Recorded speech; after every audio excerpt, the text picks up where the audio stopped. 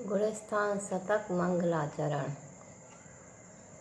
आदिश्वर से वीर प्रभु और गौतम कुंद कुंद ऋषिराज, विद्याभूषण सन्मति चरण, शतक रचूनत मस्तक आज, शतक रचूनत मस्तक आज। बोली पंच परमेष्ठी भगवान की जय, 24 तीर्थंकर भगवान की जय। परम पूज्य गुरुवर आचार्य श्री विद्याभूषण सन्मत सागर जी महाराज की जय। प्रिय बंधुओं, गुणस्थान शतक का स्वाध्याय चल रहा है।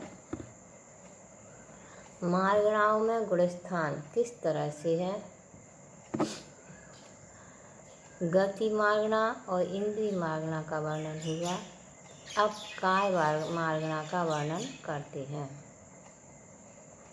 थावर का एक जीव सभी में एक इंद्रिय ही होते हैं, गुणस्थान पहले में रहते साधन भी होते हैं। काय मार्गणा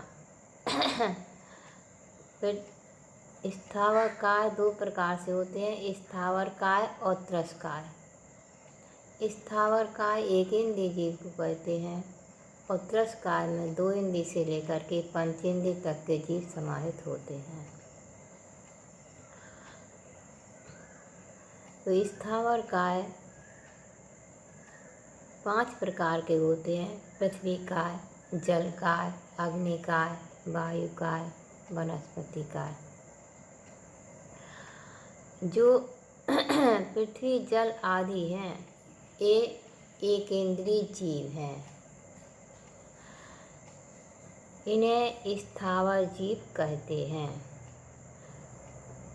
स्थावर काय के जीव सभी एक इंद्रिय ही होते हैं। स्थावर काय जितने जीव हैं, स्थावर नाम कर्म का इनके उदय रहता है, इसलिए स्थावर काय जीव कहलाते हैं।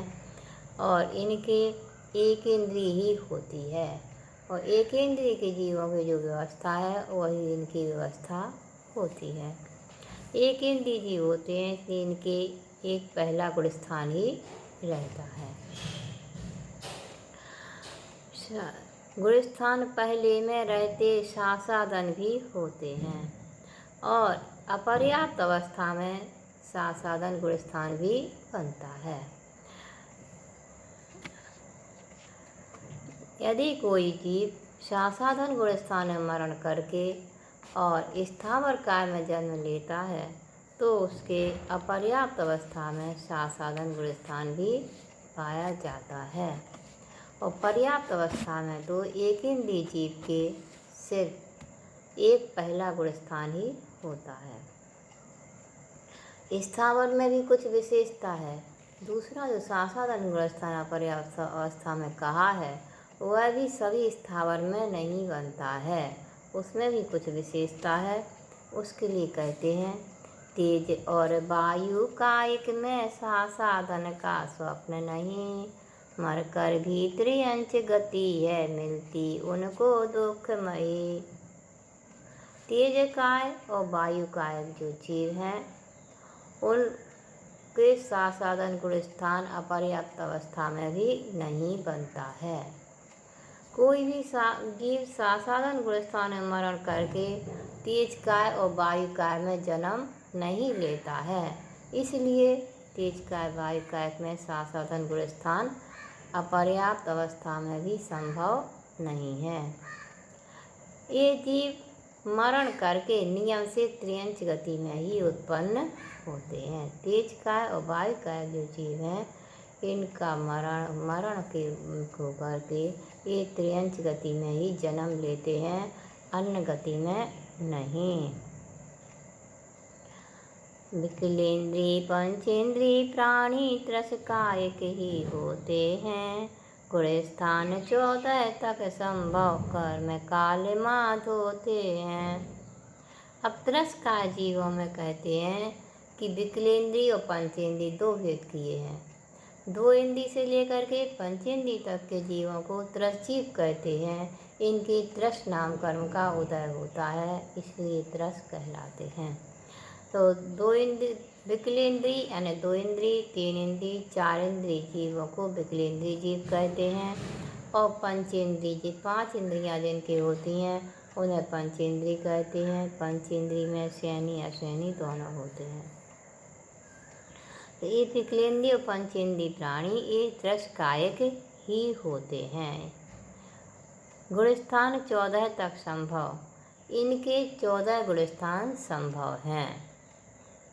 यद्यपि सभी के 14 गुणस्थान संभव नहीं है कि विकलेंद्रीय के भी 14 गुणस्थान संभव हो जाए। पंचेंद्रीय की अपेक्षा यहाँ पर कथन है कि पंचेंद्रीय जो त्रसजीव हैं और उनमें भी संगी जीव, और संगी में भी पुरुष पर्याय वाले जो जीव हैं उनके 14 गुणस्थान तक संभव हैं। और स्त्री पर्याय में 5 गुणस्थान तक संभव है। नपुंसक में 5 गुणस्थान तक संभव है।